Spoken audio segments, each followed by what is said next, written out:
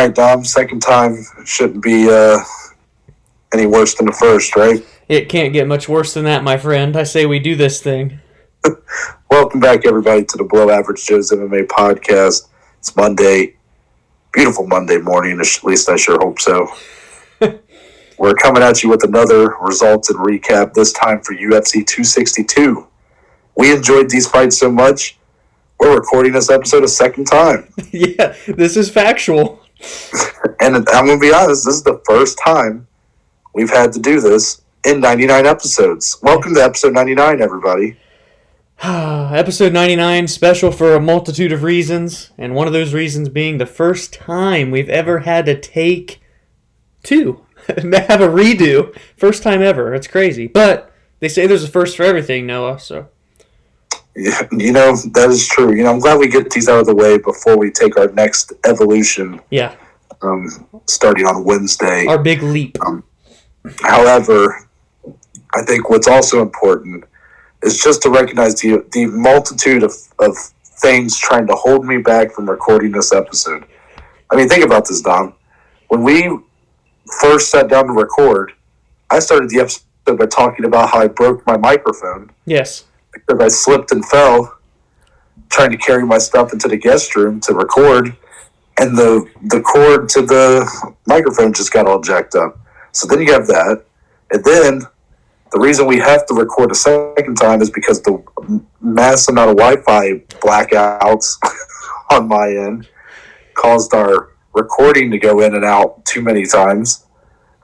I don't know, man. I think there's someone out there that's trying to stop me from talking about UFC 262. However, I have an obligation to the people to record this episode. It's your duty.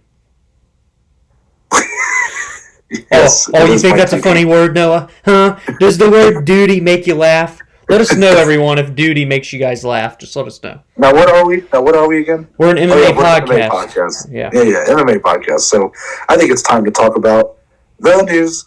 The news. And we got some big hitters here for our fight announcements, starting in that tricky lightweight division.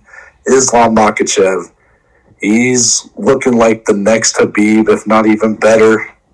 Top 15 now, but his matchup coming up on July 17th is that of Thiago Moises, a man who's not quite in the top 15. He's kind of hanging around that borderline, really close to get a number next to his name. But I got to be honest, Dominic, I'm not super thrilled about this matchup for Makhachev.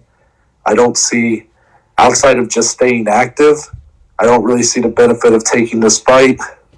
However, maybe you can enlighten me a little bit more as to why this fight might be taking place.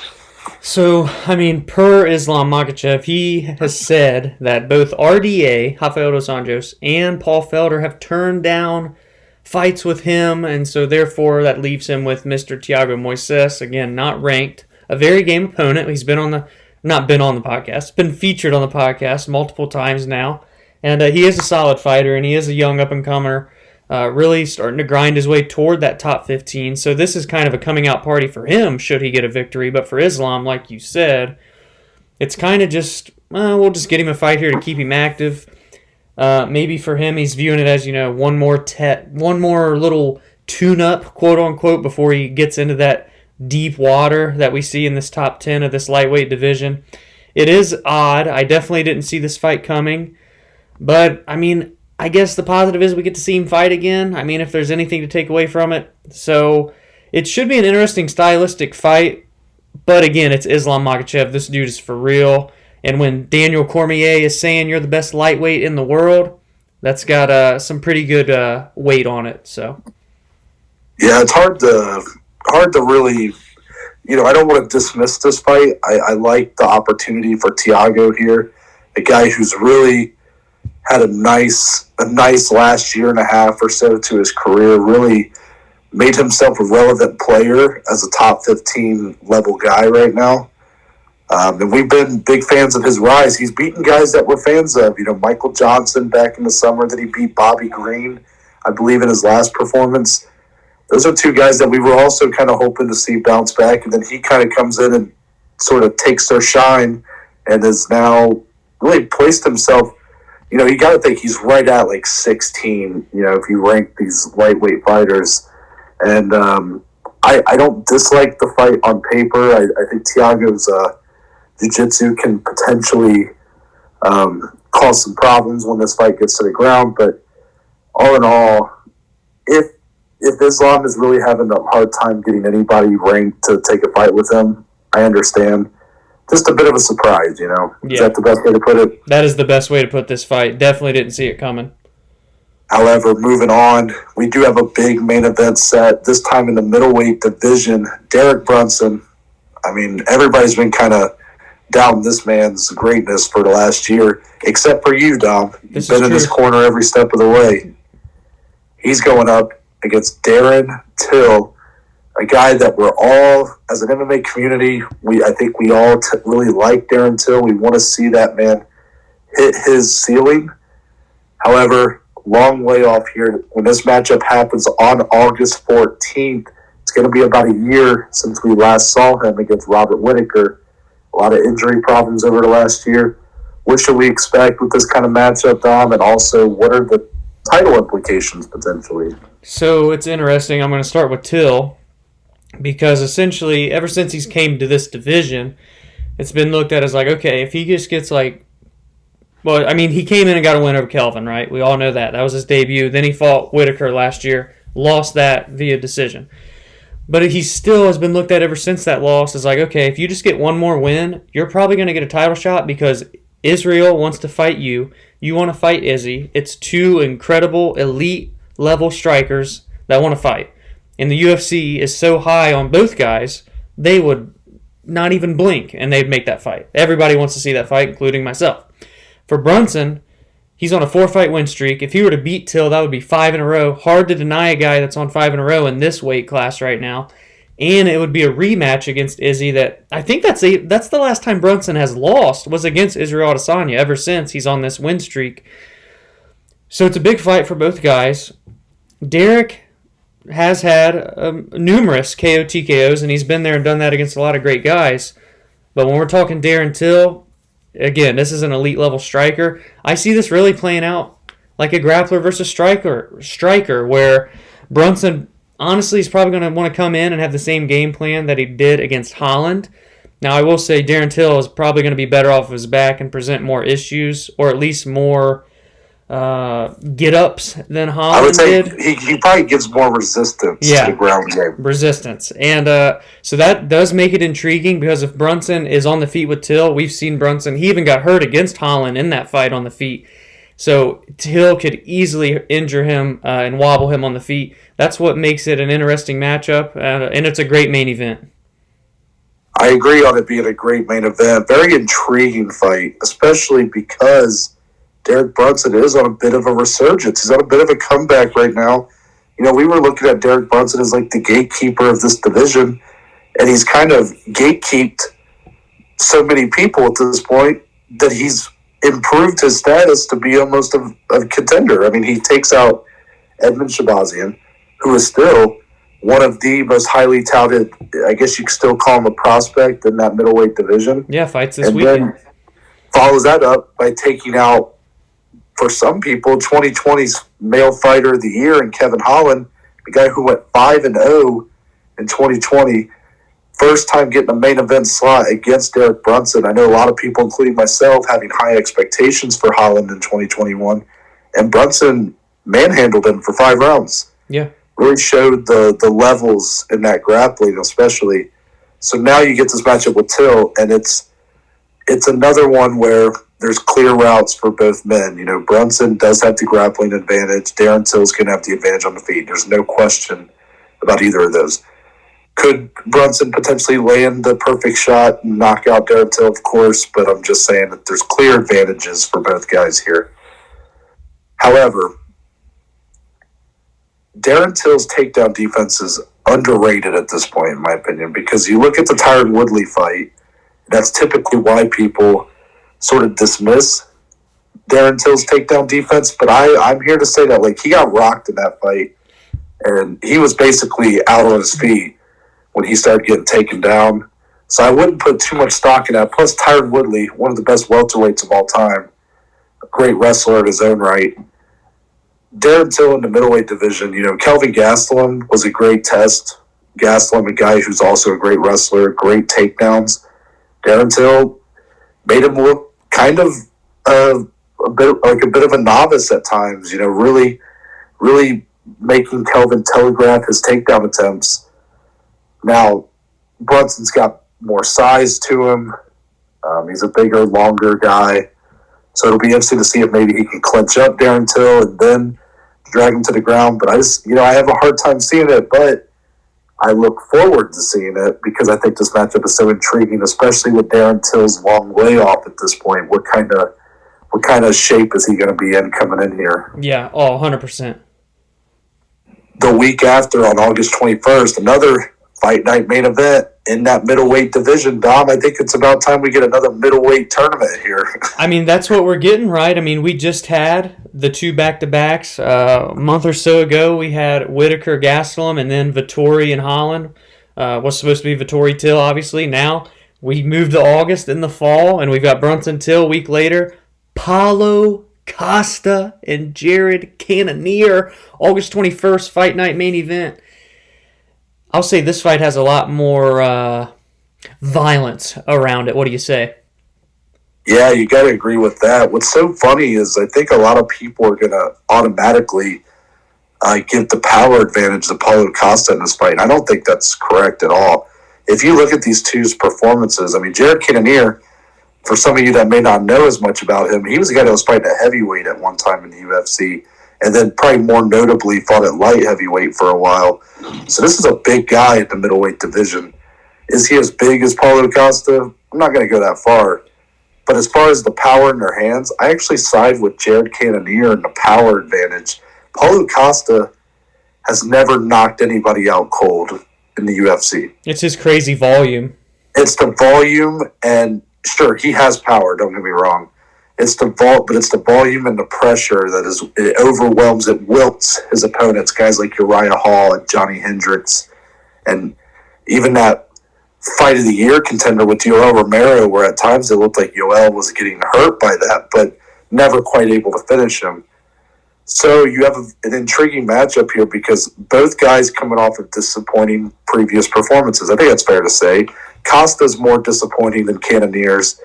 Cannonier kind of just getting outclassed by Robert Whitaker for the greater part of that fight. However, in the third round, hurts Robert Whitaker, makes the fight at least very interesting at the end, but Whitaker goes on to get the unanimous decision, while Costa, in a very high-profile title fight with Adesanya, gets completely embarrassed. I mean, when I'm talking about an embarrassment, you guys, I mean, I feel for the guy, I do, because it's not even that I don't think he is, I think he's very talented, very good, but this performance just, considering the amount of build-up and anticipation and the amount of shit talk between the two, and he just kind of froze under the lights, and Adesanya, after the ref stops it, he kind of humps him and stuff like that. It's just, someone's going to have something to prove on this night, and I think it's going to lead to some violent action, put it that way. Oh, yeah. And again, being that these are two back-to-back middleweight fights, and we've got, obviously the title fight between Vettori and Izzy coming up next month, and then we've got Robert seemingly waiting in the wings for the winner of that. So which one of these fights is a number one contender fight? Are they number one contender fights? Do the winners of each fight each other do a number one contender fight? I really like that they're doing these middleweight main events like this back-to-back. It's been a while since we've seen something like this with a division in the UFC. Boom, boom, back-to-back main events with top 5 guys. I mean, this is essentially 4 of the top 6, 7 guys in the division right here. So I think it's really cool, and I'd love to see this even more with all divisions, something like this. It all just comes down to timing, obviously. But this is very intriguing. It keeps things very fresh, and it keeps things moving in a division that at times has been a bit stale, especially the past few years up until Izzy became the champ. And it's still a little bit weird because he took his time off, went to light heavyweight, and it's just, there's pauses, but we like to see when the whole division just gets cranking. And starting June 12th with the title fight, this whole top 8 is essentially going to play out right in front of us. So, yeah, I love it. Yeah, no. In the words of Dana White, we'll see how this thing plays out. But if I can be so bold as to predict what the UFC's maybe blueprint plans for the middleweight division this year are, here's what I'm going to take a guess. You got UFC 263 main event. Israel Adesanya defending the middleweight belt against Marvin Vettori. The winner of that, and again, timing is, as you mentioned, a huge part of this because that fight could end up being a war where both guys are going to need at least 6 months to really recover, or it could be completely one-sided for, I guess, either guy, and then you're looking at a 3 to 4 month turnaround. Yeah. Regardless of what the turnaround is, what I think is going to happen is the winner of that fight will fight Robert Whittaker towards the end of the year. These 2 fights in August are going to play out, and I think the winners of those 2 will then fight the winner of Adesanya Vettori versus Whittaker winner. Yeah, it's a number 1 contender fight tournament. That's what we are calling it, the Below Average Joes. That's what we're naming it. Yeah, that's how I'm looking at it. And honestly, like, it's really cool to just kind of see that, be able to visualize it, and at least for me, hopefully, know where the UFC is planning to go. Can the UFC inevitably throw a curveball in here? Of course, they're one to do that. Can GSP decide tomorrow he wants to come back, and all of a sudden, Robert Whittaker is fighting guys outside the top 15? Potentially. Yeah. But for now, that's what I think the plans are for 2021, and if so, give me that all day. Oh, yeah. Looking forward to it. That's going to be all for our fight announcements, but as for the rest, Dominic, when pay-per-view time comes around, that means the week leading up, you get a lot of Dana White interviews. Yes. Love him or hate him, you always got to pay attention to what this guy says. Oh, we live for these interviews. He gets a lot of flack for mostly responding with, we'll see how this thing plays out, blah, blah, blah. But if you really take the time to watch a lot of his interviews, there's usually some There's some golden nuggets you can pick out. Very noteworthy bits sprinkled in, And we're going to talk about a couple of those, but the first one here has to do with the heavyweight title picture, which has just became a bit of I don't know if a mess is the right word, but it's dramatic. It's became very, yes, correct. There you go. Perfect use of words there.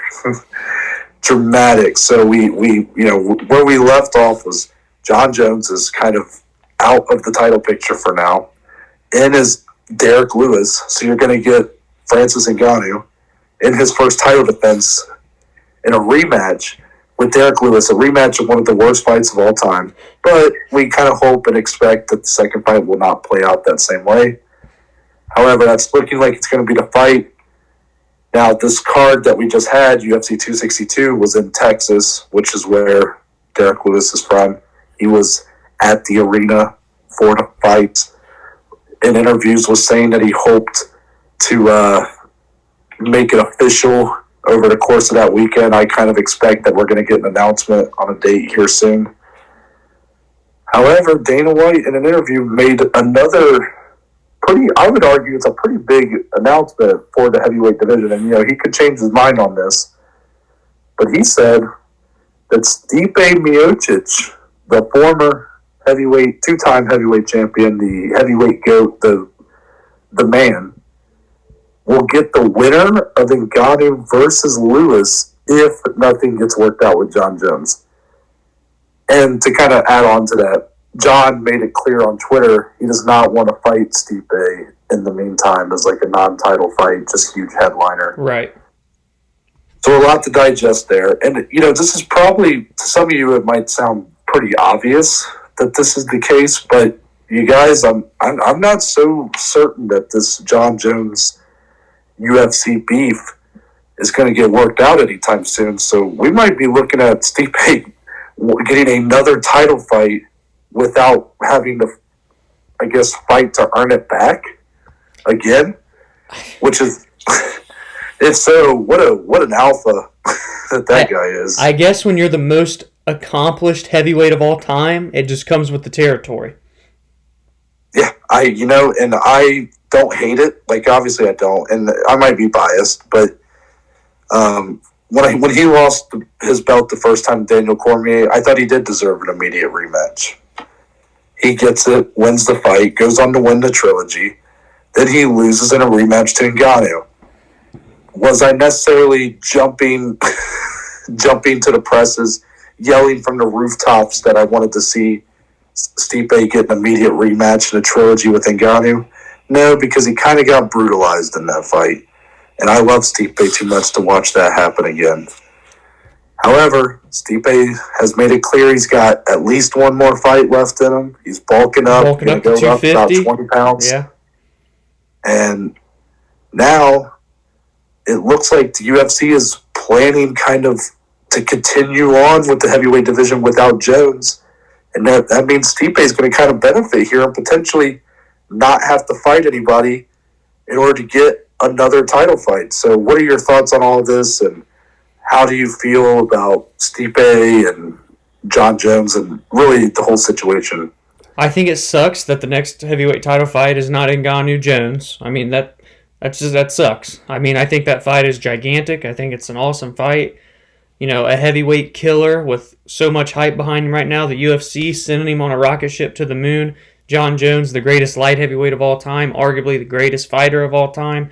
That fight's huge. So it sucks, first and foremost, that fight is seemingly not happening, unless there's something going on behind the scenes, but it doesn't seem that way. John not wanting to fight Stipe in the meantime to settle a number one contender, I'm not surprised at that either. I think it's title shot or bust for John in his heavyweight debut. For Stipe getting the immediate title shot coming off of the loss, of course, we're a little bit biased because he's our Ohio guy. But again, he did technically defend the belt again. That trilogy fight with DC was a title defense. There's a lot of people that don't even defend the belt at all in the heavyweight division. He's defended it 3 times in his first reign and defended it once more in his second reign. So he's still doing things that no one else has done. And when you look at it, him and Ngannou, it's 1-1. So you have a trilogy on one end of the spectrum. Or, should Lewis beat Ngannou, it's Stipe and Derek Lewis. That's a brand new fight. It's never happened before. These two guys have been destroying everybody in the heavyweight division for 7, 8, 9 years, and they've never fought each other. So they're both cool matchups in 2 separate ways. So I don't hate it at all. I'm not surprised, especially when you've got guys like Gane, and Volkov who are going to fight each other. So you would think that's a number one contender fight. But Gane, especially when you look at his last fight, Dana wasn't big on that, so he probably doesn't want to throw him into a title fight. That's why they're giving him Volkov to begin with. So there's just a lot of up-in-the-air stuff right now at heavyweight. So they're like, well, why not just give it to Stipe? He's still motivated. He's going to put on some size, take some time away. I think it makes sense. So that's kind of my 2 cents on 3 different aspects, I guess. Oh, there's a lot to digest there, and I think you're given very clear opinions on, I guess, all the moving parts.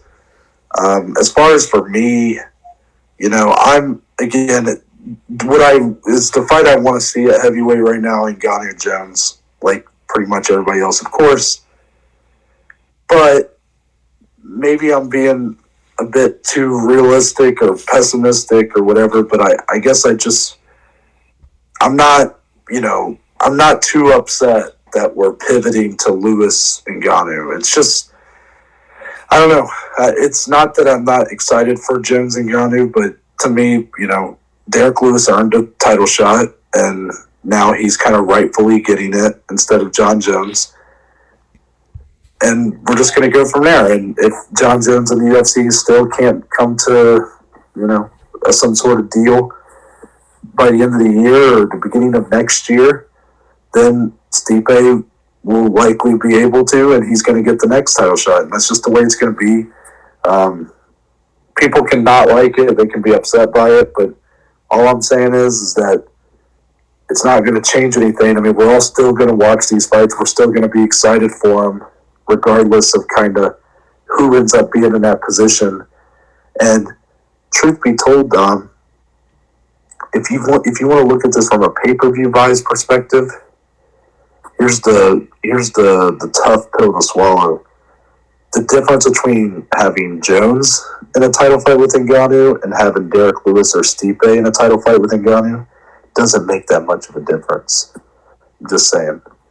Pay-per-view buys, like, looking at John Jones, even though he might be the best to ever do it, he's not this huge draw when it comes to pay-per-views. You know, he's like a 400,000 to 500,000 pay-per-view buy type range, which is good. Don't get me wrong, but it's not too off from what guys like Derek Lewis and Stipe will do in title fights with Ngannou, who is also kind of on the rise himself.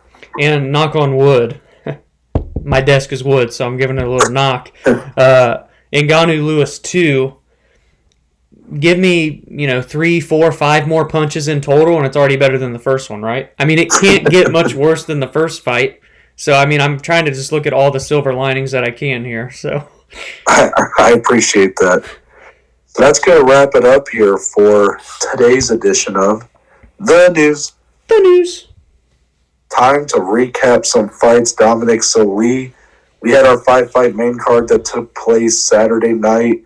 It was a great night of fights, but before we really crack into that main card, it's time to give you guys our prelim notables. And, well, last week we only had like 4 to choose from, 3 to choose from, and they were pretty unremarkable. Well, the prelims bounced back in a big way because there's a lot to choose from on this card. 7 fights, and all 7 of them were fantastic. Yeah, they really were. So, Dom, I'm going to let you go first. Who is your prelim notable? The Texas native, coming in off of a 3-fight losing streak, top 15 ranked Andrea Lee comes out and dominates Antonina Shevchenko, Valentina's sister, and then gets a submission victory in the second round with 8 seconds left. We're talking about the Muay Thai striker in Andrea Lee. Absolutely dominated Antonina everywhere the fight took place. The second round had a triangle locked in for 4 straight minutes. The longest freaking triangle choke I've ever seen in my life. And then inevitably finishes the fight. Man, unbelievable. Unbelievable performance by Andrea to come back, bounce back in her home state. The last time she fought in Texas, she was on the losing end of a split decision that was very controversial. So this time, she doesn't let it go to the judges' scorecards. She comes out, changes up the game plan, the blueprint when we see Andrea Lee fight. You know she's going to be in a striking battle. She's usually in pretty fun fights. This one utilizes the grappling. Just 4 days prior to when this fight took place, posted on Instagram how she's been working on her wrestling.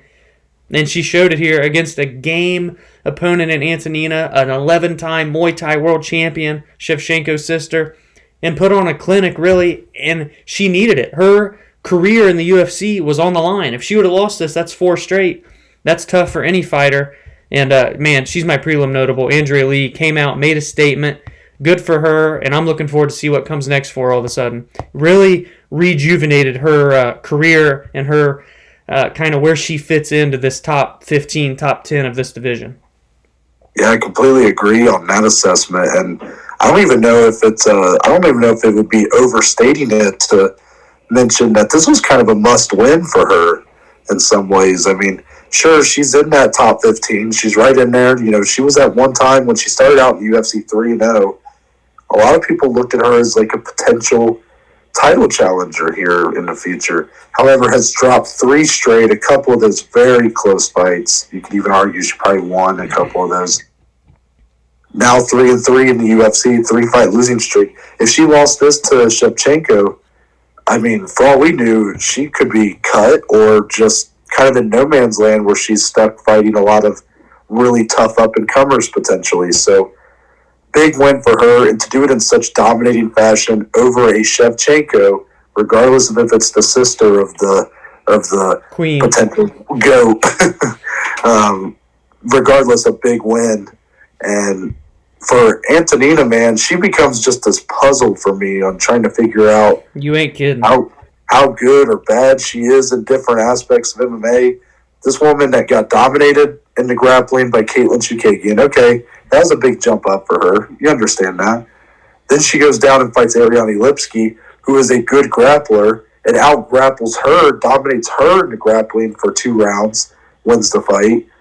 and then comes in here against a stand-up fighter in Andrea Lee, where you would go, based off her last performance, Antonina must have a grappling advantage. Nope. Yeah. Not at all. So, just Antonina Shevchenko is just a puzzling fighter for me at this point, if I got to be honest with you. That's the perfect way to put it. As far as my prelim notable, I'm going to go right at that prelim headliner, Andre Muniz, getting the armbar submission over Jacare Souza in the first round. Dominic, I really had to eat my words with this contest here. You did. Going in, Muniz, very highly touted if you are a hardcore fan, but for even people like me and Dom who are hardcore fans, we kind of had to dig in a little bit to this guy's career because we're like, who is this guy?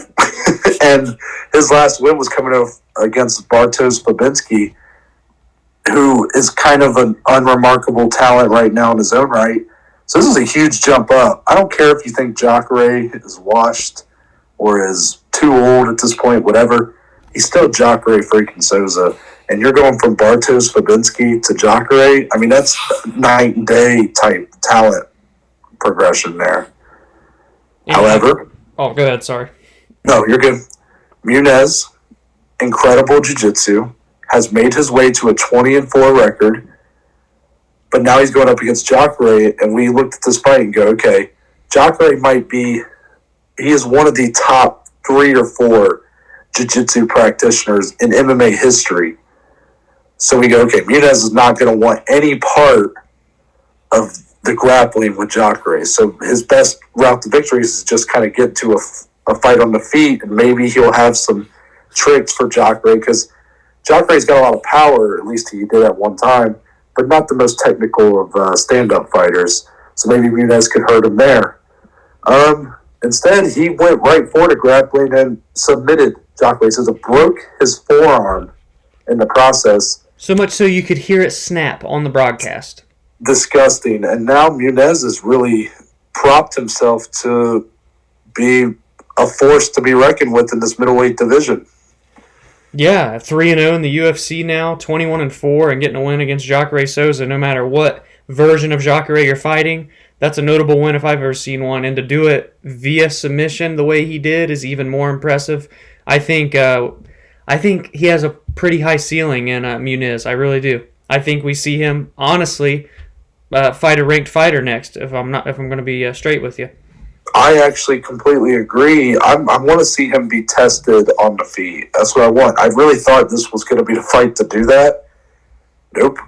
But if this is the guy, if he's doing this to Jacare Souza, then nobody else is going to have a chance with this guy in the grappling in that top 15 at middleweight. I'm just being honest. Yeah. This is a guy to be on the lookout for. Adesanya might be shaking a little bit at home. No, I'm just kidding. But still, very impressed with his performance Saturday. Yeah, it was kind of another passing of the torch moment. One of the oldest OGs of jiu-jitsu for the UFC passing along to the young up-and-comer who's a stud now in his own right. There's always a somber note when we see a guy like Jacare now 4 fights in a row. He's lost, 41 years old, probably the last time we see him in the octagon. But we know that there's a very young, up-and-coming, hungry lion that could just fit right in and take his place, Out with the old, in with the new. That's just the way it works in the fight game. Good point. So now we're going to go ahead and pivot into our main card. And we open with an absolute banger at featherweight. Edson Barboza gets the delayed KO of Shane Burgos in the third round, 1:16 into the fight. Dominic, this was rewarded fight of the night. Would you agree with that assessment? Yes, and did we really expect anything less? We knew that this fight was going to be an absolute barn burner. It really wasn't getting talked about enough until like the day of. I'm like, damn, guys, you got to pay attention. This fight's going to be nuts. And it delivered in every way. Barboza tore Burgos' lead leg up with the leg kicks, as usual. Right? We always see that from Edson. Burgos firing back with great overhands and crisp boxing, as we always see. The body shots, too. Really digging into those body shots as well. And I personally scored it 1-1 going into the third. Could see it being 2-0 for Edson. But the second round was so close, I was like, you know what? I'm scoring this 1-1. We got to settle it right here in the third. Put your dukes up. And, well, as a result, we saw one of the weirdest knockouts I've seen in recent memory, Noah. Talk about just strange here. Yeah, so I saw this video today. It was in our UFC Twitter group, actually, that we have. And this doctor essentially said, I guess I'll say what happened in the fight. Barboza lands a nasty overhand right. Landed clean. But Burgos eats it like he did every other shot in the fight. I mean, this guy has an iron jaw. It's kind of crazy. And then Burgos is ready, looking like he's going to strike again. And then all of a sudden, he starts to tumble. And he goes backwards. And then he hits the cage, falls down, and inevitably gets TKO'd finished. And I remember sitting there watching it with you, and you and I were both like, wait, what the hell just happened here? What? We missed it. Like, he didn't get hit, like right? I missed it. It was literally like a 5-second delay from the time he got hit to when he started to fall. And the doctor essentially said that Burgos' willpower was fighting his own body and almost won. Like, his head and mind was like, dude, we're knocked out. We got to fall. But him, and being as tough as nails as he is, was like, nah, we're good, dog. But as we saw, his brain obviously won that argument there, and he gets finished. But, I mean, this guy's an absolute dog. Every fight he's had in the UFC has been nothing short of a barn burner. Same goes for Edson Barboza, to be honest. And how about Edson, though? 2-1 at featherweight, arguably 3-0. Right when you think this guy's kind of out of it in his career, when he started that skid at lightweight, drops a weight class. Usually we see guys when they get older go up a weight class. He's dropping a weight class and beating guys like Burgos, and it's crazy, man. Yeah, I got to be honest. I think Barboza is very underrated in this division at this point. I scored the Ige fight in his favor. If you take that into account, this guy could be ranked top 10. I mean, winning against Burgos is going to put him into the top 10, but he should be, if he would have got that Ige fight on his side, he'd be looking at top 5 right now. Yeah. And, that sucks because that's a bit, it was a very close fight. And now that you see what Ige's doing, it does make it look better for both guys. But, man, Barboza just maybe a force to be reckoned with in this featherweight division. We kind of thought the twilight of his career was coming very soon. And that maybe even this fight with Burgos would kind of play a part. However, he's maybe delaying those plans for a twilight and maybe looking to make one last title run here. I'm going to throw out a matchup to you, Dom. Tell me what you think. Number 6, Josh Emmett. Whew. That's a straight banger. Hey, Josh Emmett, coming off of the injury from last year in that fight with Burgos, hasn't fought since. I can't wait to see the guy return. And to return against a veteran in Barboza, woo! Man, that's got fight of the night written all over it. Mm-hmm. That fight would be absolute fire. And I'm going to give you another fun one that would be fun. So, Edson, like you said, is going to probably crack into the top 10 after beating Burgos. We got another guy that has recently cracked into the top 10, Noah. And he likes to call himself the best striker/kicker in all of the UFC. Mr. Giga Chikadze.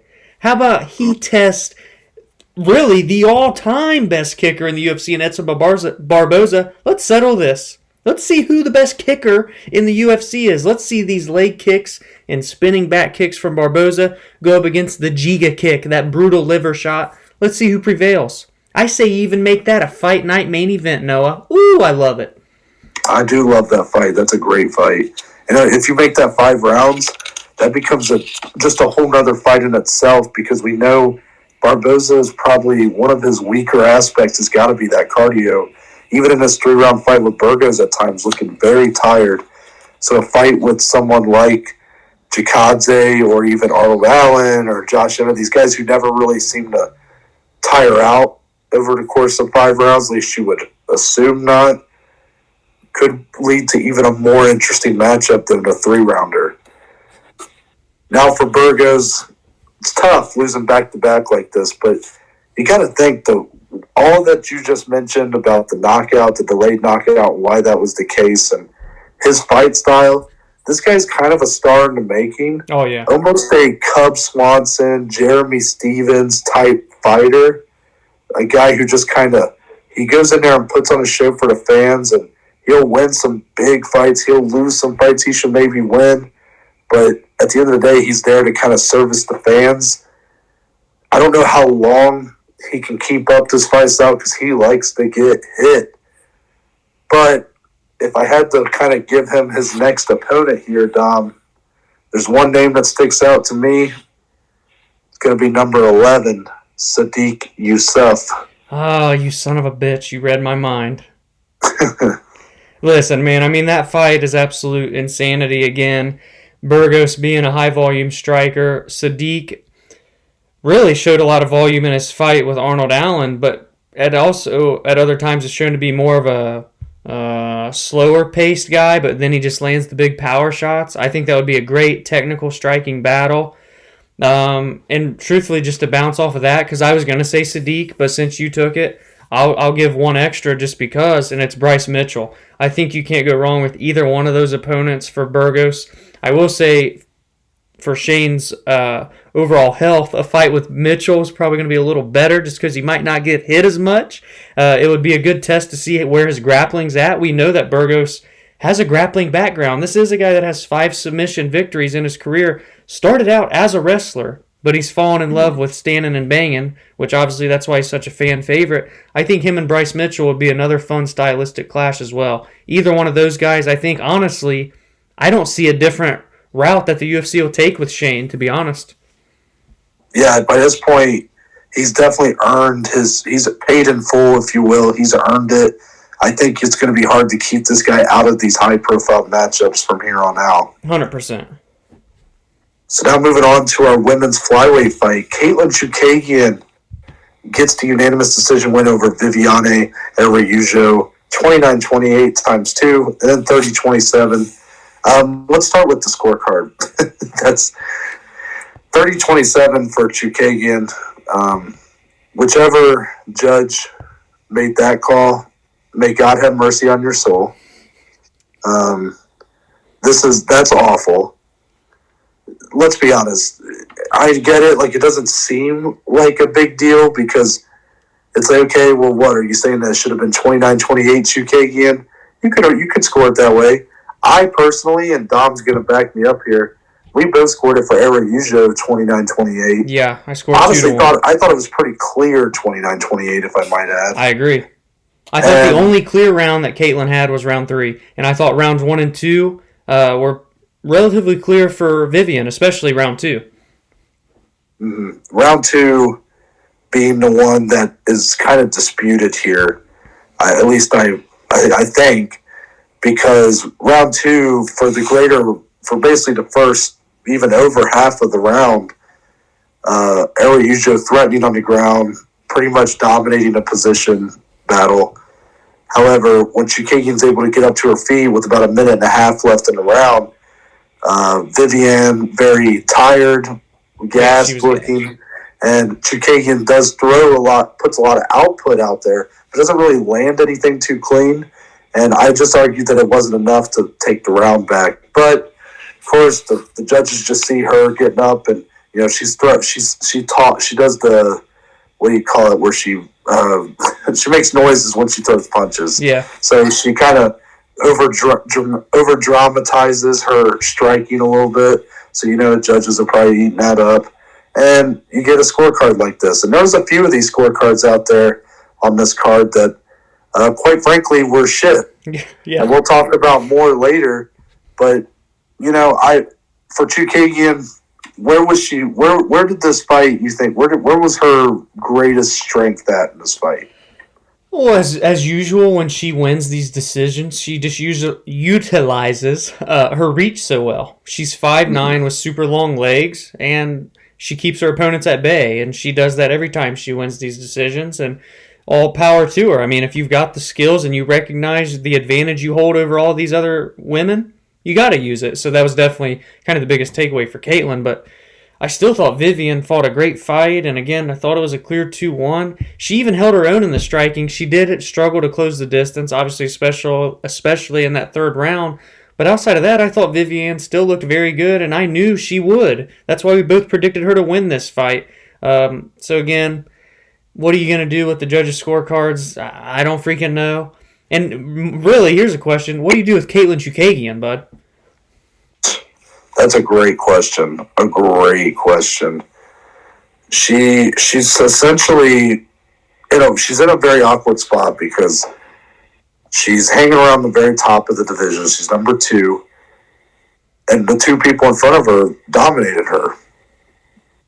Being the champion, Valentina Shevchenko. And then the number 1 contender, I guess, off of that, Jessica Andrade. Yeah. So she is like in just a very awkward spot here, if I'm being honest. I think a move to bantamweight is something that should be discussed a little bit. I think maybe fighting the loser of Lauren Murphy, Joanne Calderwood happening at the next pay-per-view is also something that could be potential. That's the only matchup I can think of off the top of my head. That's what I was going to say as well. The loser of Murphy Calderwood, because essentially that's a number 1 contender fight. So the winner's going to fight Valentina next. So I think fighting the loser, that makes sense. And then if Caitlin were to win that, we're talking 3 straight fights. 1, then maybe she gets back into title talks just because there's not anyone else right now to challenge Valentina. But again, it's still going to take 1 more. And when you're saying, who could it be, you're looking at this whole list. She's beaten so many of these people already. And what's a fight that's coming up? Oh, Lauren Murphy, JoJo. So why not fight the loser of that one? That's a great point. I would like to see Chukagian maybe challenge herself and go up to bantamweight. Because if I'm being honest, it really doesn't matter how many times she wins. I don't know if I have any interest in seeing her fight Shevchenko again. I don't hate her moving up to bantamweight at all because, again, she's big. I mean, she's 5'9". I think she could, especially this latter half of the top 15 at bantamweight. Honestly, one that really strikes me and pulls at me a little bit, what about her making a debut at bantamweight against Macy Chiasson? I think that would be a really fun fight. Another long, rangy striker for the bantamweight division. A young prospect making a surge right now. That could be fun. I mean, again, it's all about just, is that what she wants to do? I don't know what her walk-around weight is. But when you're 5'9" and have the reach like her, and you're in a weird spot in your normal division, why not at least experiment once or twice? I don't know. She's been there before. Before this flyweight division occurred, she had fights at bantamweight. She won 2 fights. So it's not like she can't perform there, A lot of these top bantamweights are booked right now. That's kind of the problem. Is Macy Chiasson's booked against Aspen Ladd right now. So true. Number 4, Irene Aldana's fighting Yana Kunitskaya. Number 6, Juliana Pena's fighting Nunes for the belt. Ketlin Vieira at number 7's fighting Sarah McMahon. Really, if you want, you can try to have her fight someone like Jermaine Durandamy or Holly Holm at the very top. 2 women with no matchup right now. That's true. But maybe more ideally, she debuts against the first open name being number 10, Lena Landsberg. Yeah, another veteran in the fight game as well for the UFC. Yeah. Sorry, what did you say? I was just going to say her and Lena Landsberg would be a fun fight. Both veterans for the UFC women's divisions. It will give her a top 10 opponent in her new weight class.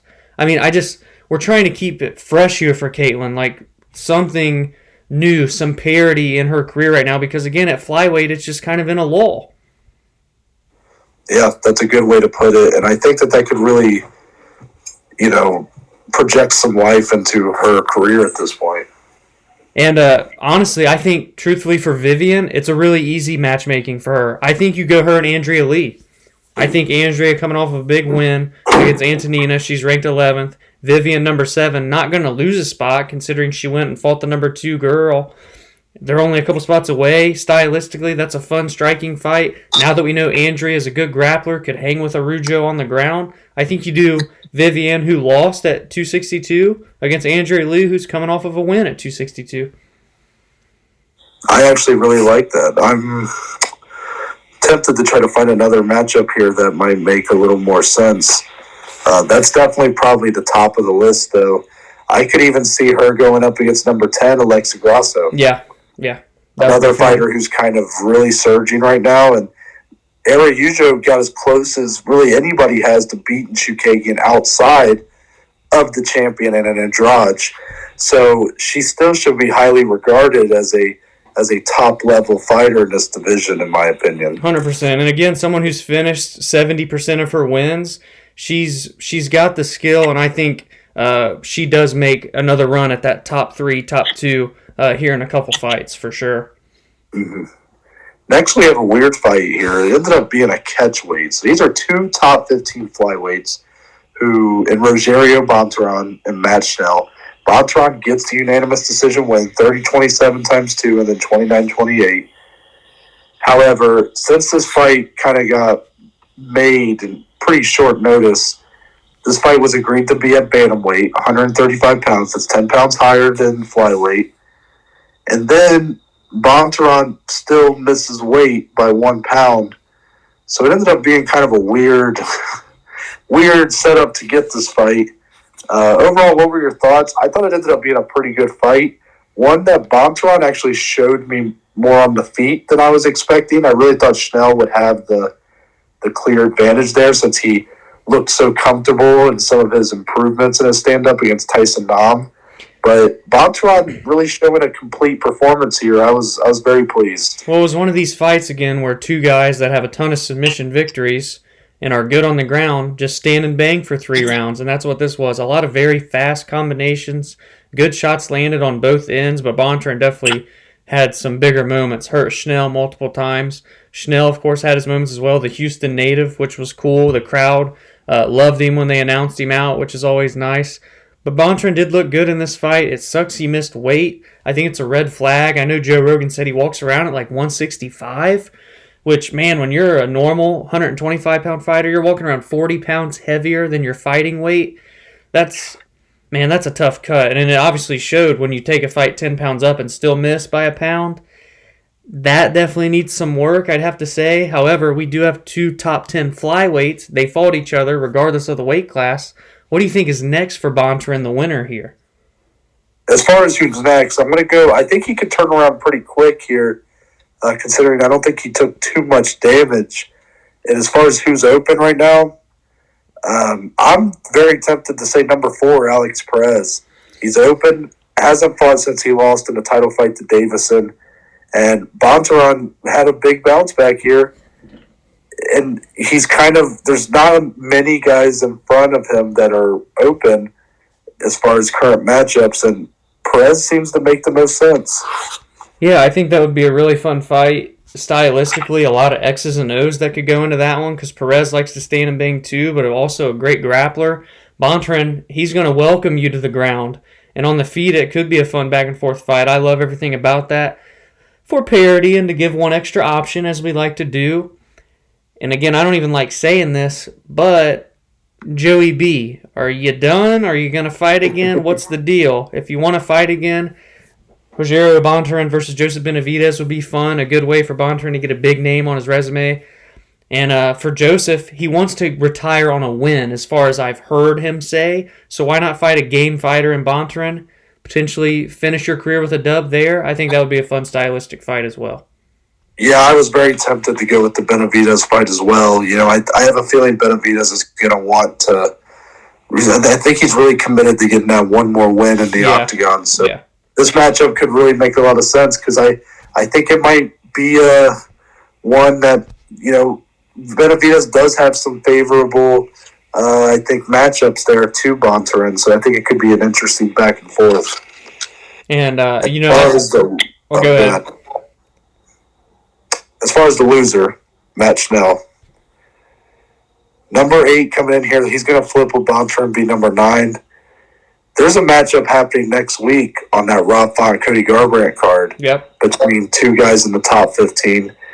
David Dvorak and Rolian Paiva are going to go at it next week. I think the winner of that matchup going up against Matt Schnell makes a lot of sense. Yeah, I love that. I'm excited to see that fight. I think it's even a featured one of the main card bouts as well, which is exciting. I think that makes sense. Either one of those guys that would come out will get a chance to bounce into that top 10. Again, we like to give one option each.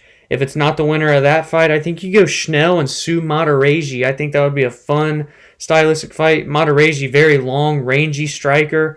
Schnell, really good in the boxing range, but also good on the ground. I think that would be a fun fight as well. Sue could get his chance to crack into that top 10, a guy with a lot of hype in this division right now. And for Schnell, a game opponent and could potentially bounce back quickly off of a loss. Oh, you know how much I love Sue Matarese. So you know I'm completely on board for that guy getting a big fight like that. I thought that one would tickle your fancy just a little bit. Yeah, I'm excited for his fight with Tim Elliott coming up this summer, but definitely would look for that matchup in the future. Yeah, you could essentially even do the winner of that fight, you know? Yeah, true. Now we're going to move on to the co-main event of the evening. Dominic, you said earlier that Barboza Burgos ended up being your fight of the night. I did not say that. So I predicted Beneil Dariush and Tony Ferguson to go to war here. Do you think I nailed it? No, and neither did the entire MMA community, Noah. So Beneil Dariush gets the unanimous decision win over Tony Ferguson, 30-27 on all three judges' scorecards. Damn near popped his ankle out of his leg. Yeah, this is a tough one to talk about here because, it's really, if you look at our thoughts on the Charles Oliveira fight, we weren't doing this podcast when he lost to Gaethje, but it's going to be a lot of the same. I'm still very hesitant to watch this fight and say, well, Tony Ferguson's done. Because what's your definition of done? Are you saying that he's never going to fight for a belt or be in the top 5, like as a title challenger? Yeah, you're probably right. Then he is done. But can he still be competitive at a competitive lightweight? Can he still give a lot of these top 15 guys fits and even some of these up-and-comers looking to make a name in the top 15? I would argue that he still can. A lot of it just kind of depends on, what do you want to keep bringing him out there? Because really it's just getting tough to watch. The Justin Gaethje fight was tough because as that fight got on, it started to get more and more one-sided. He got battered. Tony took a lot of damage on the feet. Okay, follows that up against Charles Oliveira, gets put in the nastiest armbar, doesn't tap, somehow his arm doesn't get broken, but still just nasty nonetheless. Then in this fight with Beneil Dariush, he gets caught in a heel hook, and Beneil potentially ruined Tony's leg here and his knee. Who knows how much damage that's going to have. So it's like each one of these fights is like kind of giving a everlasting impact on Tony's body and mind, and it's just becoming a little hard to stomach some of these losses at this point. Yeah, we really thought, as did a lot of people, that this, and no discredit to Dariush, but we thought this was going to be Tony's kind of stylistically, just the way these two matched up, could have been a big bounce back for him. Beneil, a guy that likes to get hit, and Tony, a guy that likes to give punishment. I thought he really was going to bounce back and win here. To Dariush's credit, had a perfect game plan. Once he saw that the wrestling was going to work, man, he utilized that for 15 straight minutes. He finished with like 13 total out of the 15 minutes of top control on the ground, which is crazy. So now it's kind of like 2 fights in a row that have laid a blueprint, quote unquote, on how to beat Tony. I mean, it really makes you wonder, what if Tony and Khabib fought? But I don't want to get into that. Dariush, biggest win of his career, 7 wins in a row. And you still, it's like, oh, well, it's against this version of Tony. It's still Tony freaking Ferguson, one of the toughest dudes ever in the UFC. And to dominate him like that, it's still no easy task. And for that, Dariush should be rewarded accordingly. And no, there's only one way to do it. And it just ties into our main event. Dariush is going to crack into the top 5, which is what he's been wanting. He finally got the opportunity on the big stage, a co-main event on pay-per-view. And he's going to fight the loser of the title fight, Mr. Michael Chandler, next. That's what has to be next for Beneil Dariush. 7-fight win streak. Can't be denied any longer. I know the win over Tony wasn't super convincing, but he did what he had to do. Honestly, if he had any other of these guys in that heel hook, they probably tap and he gets a submission win. Let's be honest. So, because of that, Dariush, Michael Chandler, sign me up for that all day. Yeah, so I'm going to give some more thoughts on the actual fight itself. really, I mean, it's just, I have to give a lot of credit to Dariush here because a lot of people aren't going to. This fight wasn't the most exciting. Beneil, not a huge name, a guy that a lot of people thought Tony should be able to beat. So, of course, the narrative coming out here is going to be tailored to Tony and his abilities at this point, or lack thereof, I guess, will be the talk for a lot of the community. And I don't think that's very fair. Dariush, a guy who always puts on a show for the fans, he played it safe here, and I don't think that's necessarily a bad thing to do. I mean, this was the highest profile fight he's ever been in against the biggest name he's ever fought. I would probably do the same thing. And he looked really good doing it. And I even said his wrestling was very underrated. He doesn't show it a lot. And here he controlled Tony on top for essentially the best part of 15 minutes. So shout out to him for a great performance. And yes, I would side with you that Michael Chandler should be next for him.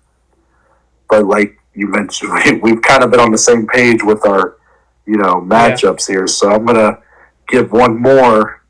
And I'm actually going to go with Dan Hooker. This is, I know Dan Hooker is ranked 8th, and Dariush is potentially cracking into top 5, but at least is looking ahead considering his win streak. But, he's still a name that's going to need some working to really build him up some more. Maybe you do a 5-round headliner for a fight night with him and Dan Hooker. I really like that fight. I think it's a lot of violence. I think it's another fight that Dariush is going to be tested with the length of Hooker as anybody else is. But Dariush's wrestling could lead to some problems for Dan as well. And he's a bigger guy as far as build-wise. Yeah, you threw me off, but I don't hate that at all. I mean, that is a very intriguing bout, especially if it were to be 5 rounds. I think that would be the next step for Dariush, regardless of who the opponent is. I think you got to test him with a main event on a fight night. Give him 5 rounds against a game opponent and see what he can do over the course of 5 rounds. He didn't look tired after 3, that's for damn sure. Mm-hmm. As far as Tony Ferguson, this is a hard one, right? Would you agree with that? Oh, I mean, what do? It's very hard. I'm going to go with Carlos Diego Ferreira. Ooh. So, and I don't even know if I want to do that. Like, I don't know what kind of matchup I want Tony to get. Because I don't know how far he's going to drop here, but he needs to drop a little bit in the rankings. Like, he should not be looked at as a top 5 lightweight at this point. Yeah. But as far as, like, matchup-wise, he got beat up on the feet by a guy like Gaethje, so I'm kind of like, do I really want to see him go up against a power puncher? And then on the ground, he got really outworked by Oliveira and then Beneil in pretty brutal fashion as well. And Diego Ferreira is so good on the ground. I mean, he's such a buzzsaw that, like, it's really asking a lot out of Tony to even compete with a guy like that. But these are 2 guys on losing streaks, both in the top 15, both kind of hitting the end of their careers, I guess, or hitting the twilights of their career.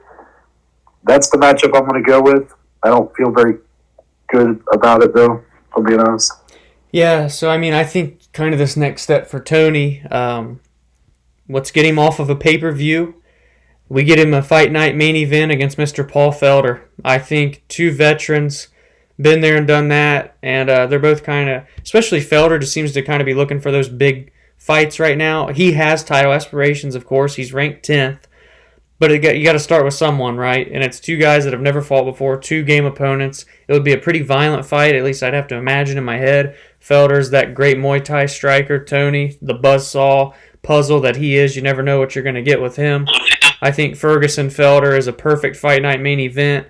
2 guys in the top 10, both fan favorites. I love everything about that fight. From a stylistic standpoint, from just the ranking standpoint, where they're at in their careers, everything about it, I think, just makes sense. Mm-hmm. Now it's time to move on to the main event of the evening.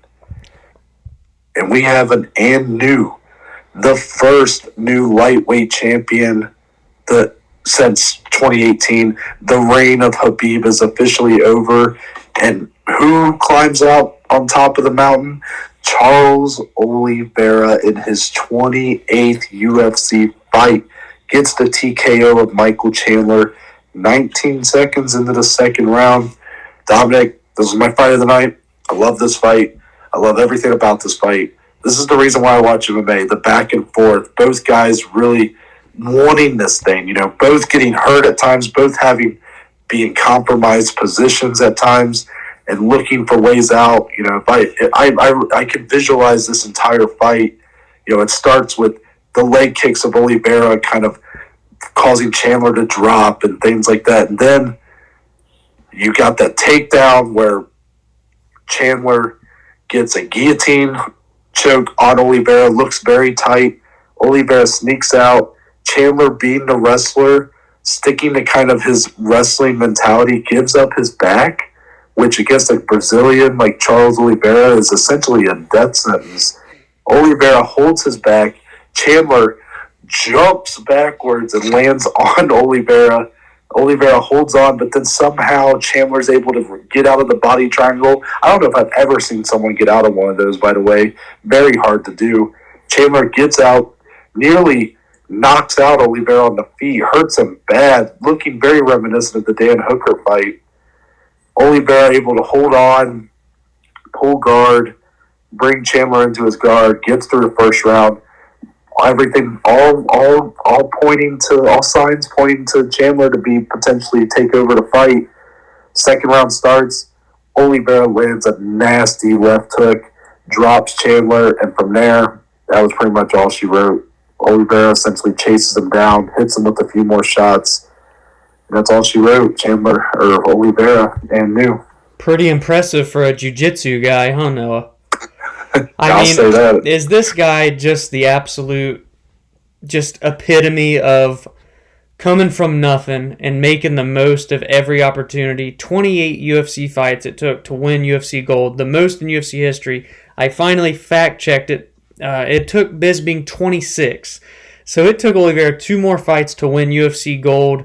And man, what a feel-good story. This is, again, one of those fights where you're happy no matter who wins this. Both these guys, just great characters, great human beings. But man, it just felt a little extra special when Oliveira won. I mean, when we were all watching together and we all stood up and we were all hugging and stuff when he won. It was so special. He jumps out of the octagon, very reminiscent of when Jose Aldo jumped out of the octagon, goes into the crowd. Everybody's going nuts. He hugs Joe Rogan. He hugs Dana White. Gets blood all over Dana. That shit was hilarious. I mean, I've never seen someone happier to win a UFC belt. It truly, just everything came full circle. From the young 20-year-old guy that was winning some and losing some, now on a 9-fight win streak, 8 of them via finish, and he knocks out the former 3-time Bellator champion, the guy with all the hype, the guy that the UFC is piggybacking huge going into this main event. I mean, he shocked the world essentially, even though it was he was technically the betting favorite going into this fight. A lot of people were picking Chandler, myself included. You could just write a book about Oliveira's life, the story. At one point in his life, the doctor said he would never play sports again, that he'd be stuck in a wheelchair, overcomes that. Now he's one of the best lightweights of all time with all the records that he's accumulating, and he's only 31 years old. This guy's book is so far from being closed. This is just the start of a new chapter, the Oliveira era. That kind of rhymes there. I like what I did. 17 finishes, the most in UFC history, 17 performance bonuses. I mean, the list really goes on and on. This dude is such a special talent, so humble, so kind.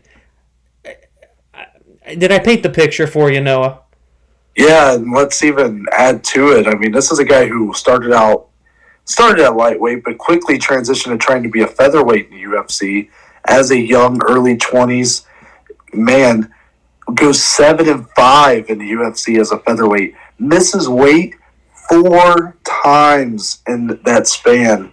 Moves to lightweight, with essentially forced to move up a division by Dana White, and goes on the best run of his career, one that ends with him holding the best prize in the division. It's an amazing story. Couldn't happen to a better guy. This is, a guy who's really worked for it. And, he showed in this fight a lot of the, and I even talked about this in our preview, that a lot of people looked at it for Chandler to win, that landing those, that power shot, they thought that Oliveira would essentially succumb to that because early in his career, he was known to kind of, I don't want to say give up, but he kind of did just sort of wilt under any sort of pressure or power shots. Very much all jiu-jitsu type fighter. And you saw here how far he's come when he was able to come back in that second round and just immediately shut any of that out and just land the perfect shot and finish Chandler quickly after nearly being finished himself in the first round. It was an amazing fight. It's my fight of the night. Amazing story. Really excites me. In this lightweight division is the king of the UFC, but it somehow made me even more excited for the future of this division. Yeah, I mean, just when I thought that round 2 and Dominic Reyes and Yuri Prochaska was going to be the round of the year, Buddy Oliveira and Chandler came out last night. That first round had everything and then some. The craziest 5 minutes and 19 seconds of my life. And it was just like you were along for the ride. For Chandler, man, I love everything about this dude as well. He's so well-spoken, so humble, so confident. Just such a great ambassador kind of role for the sport. Both these guys. I mean, you can't have two better guys fighting one another.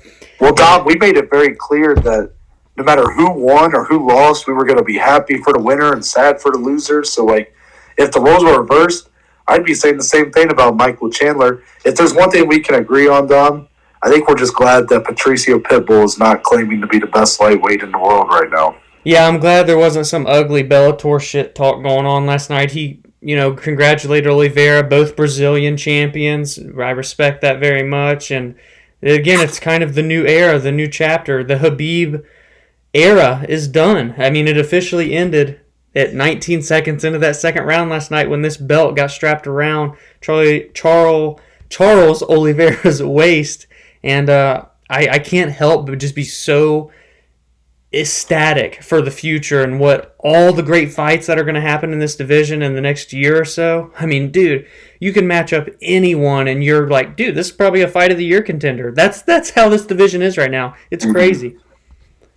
So let's start with the loser when we look at what's next. Michael Chandler, you just mentioned in our previous bout that you would place him with Beneil Dariush. So I'm going to for Michael Chandler, I'm going to pair him up with Justin Gaethje, number 2 in the division. It's the fight that a lot of people wanted to see when Chandler first got signed. And as a lot of these, the matchmaking at the time was kind of being placed. Chandler was the fill-in for the Khabib Gaethje title fight, so there's some history there. This fight would be war. It would be amazing. It would be awesome. Oh, yeah. That fight's chaos, and I love it. As far as for Charles Oliveira, Dom, the champ, I feel like even though this is a great moment for him, this is a great moment for the UFC, and that everybody should support him and be behind him as champion. It's not really the case. I think there's another lightweight out there who might have claim to the throne of the best lightweight in the world. What do you think about that? Yeah, this is interesting, right? We were all sitting around. Man, we sat around for a while Saturday evening for like an hour and a half after this ended. And it's like, what is next? Because at first you're like, well, it's pretty easy.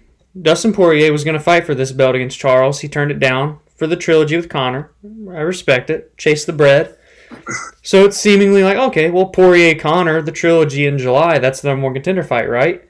But then we started talking, everybody, and I don't hate the idea of Mr. Justin Gaethje maybe just getting a title fight too. It's really up in the air. I don't know what's going to happen. However, to just make it easier on myself, because I view Poirier versus Conor as a number one contender fight, the winner of that, I think, fights Oliveira at the end of the year. I think that's what makes the most sense. And really, stylistically, both those guys, Charles is just a terrible matchup for anybody in this division, to be honest, because of his jiu-jitsu, third-degree black belt. we've seen his striking. He's finished like 3 of his last 4 via KO TKO. Don't forget that. So this guy's ever improving, still so young. He's an awful matchup for anyone in the division, and that goes the same for Poirier and McGregor. So yeah, long story short, it seems pretty clear-cut, at least from what we've heard from Dana in the past. He kind of switched that last night, but he does that on fight nights. We'll see what plays out. I get it, Dana. I go winner of Poirier-McGregor. That fight, of course, is July 10th. Maybe we get the championship bout in November or December of 2021. Yeah, that's the fight. I'm not even going to give another one because that's the only fight that makes sense to me. I just said Justin Gaethje should fight Michael Chandler, and you're right, Justin Gaethje could make sense as another title fight option for Oliveira. But let's be honest, Dom. When I set that up and said another lightweight has claim to the throne as the best lightweight in the world, it's Dustin Poirier if he beats Conor McGregor in July. And the matchup between him and Charles Oliveira is too good to not see if he does get through Conor. Man, you want to talk about 2 storylines going head-to-head? 2 guys paid in full, Poirier, Oliveira. I mean, that's absolutely amazing. Can I just add on? Is the biggest question mark right now in this division, what the hell are they doing with Justin Gaethje? Is that let me just pose that question to you and our listeners. I mean, what is going on here? That's a great question because Justin appears to be ready to go. A lot of it just seems to be timing again. That's kind of the overarching thing in this episode. Timing is kind of key, and unless he wants to take a fight with a guy like Rafael dos Anjos, like Dan Hooker, he's going to have to wait a little bit. But now that you did see some matchups finally take place, guys like Michael Chandler are going to open up. Potentially a title fight with Oliveira opens up. A matchup with Beneil Dariush opens up. There are going to be options for him now of some highly ranked guys to potentially get a victory over, then move into another title shot. So I think you'll be seeing some Justin Gaethje news come soon. I do agree with you that it is kind of the biggest mystery, but when you really look at it, it hasn't even been a year yet for him as far as his last fight. So until then, I'm going to hold off on getting too dramatic about it, but that's just me for now. Fair enough. But that's going to wrap up our results and recap for UFC 262. Overall, a great night of fights, per usual. Very happy I could check out Dom's folks' new place, and the basement was popping. The boys were there. Yeah, and it was a great night. Time. But with that, the rest of the week is ahead of us, and Wednesday's going to be just a bit extra special, not only because it's the next edition of our classic pay-per-view review with UFC 100, but also it's episode number 100, and also it's the next step in our evolution as a podcast. You're going to want to subscribe to the YouTube channel if you haven't yet, even if you're listening to this on Spotify or Apple or Google or anywhere else. Please subscribe to the YouTube channel, at least so we can get your feedback on kind of the next steps here for our podcast, because that's where you're going to be able to see those in full. And then Friday, it's going to be preview episode time again. And it's going to be for a fight night, a big one at bantamweight. Rob Font and Cody Garbrandt, 2 top 5 bantamweights looking to solidify themselves as a true contender in this division. It's a hell of a week, Noah. We're just getting started, and man, I'm so excited, brother. And I do want to mention thank you to everyone who listened to our previous episode on YouTube, episode number 98, and if you listen on any other platform. But YouTube specifically kind of went off for our preview episode for UFC 262. So probably the biggest episode we've had since week 1 of the podcast. Yeah, and we promise you guys that YouTube's just going to keep getting better and better. So thank you for the support already and for your what's soon to be more continued support. We promise you won't be disappointed. Mm-hmm. But Dom, until then, tell the good people where they can find you on social media. Find me on Twitter, on Instagram, at DSlee14. And more importantly, find the podcast on Twitter, on Instagram, at BAJ_MMA podcast. And then there's me. And if you go to my Twitter or my Instagram, it's going to be at NTBaker_. If you go to my bio on either of those, there will be a link to the link tree that contains really every platform our podcast is on. Our podcast Twitter and Instagram is on there. The YouTube channel link is on there, and there's a couple links if you want to become a supporter of the podcast, leaving voice messages and donation links on there. So make sure to check that out and support us in any way you can. We're really excited about kind of the next steps here for our podcast, and really just grateful for everyone who takes the time to listen and even give us some positive or negative feedback from time to time. It's always nice when we get those random messages from people telling us that we're doing a good job or that we suck. Yeah, right. But with that, we're out, and we'll see y'all on Wednesday.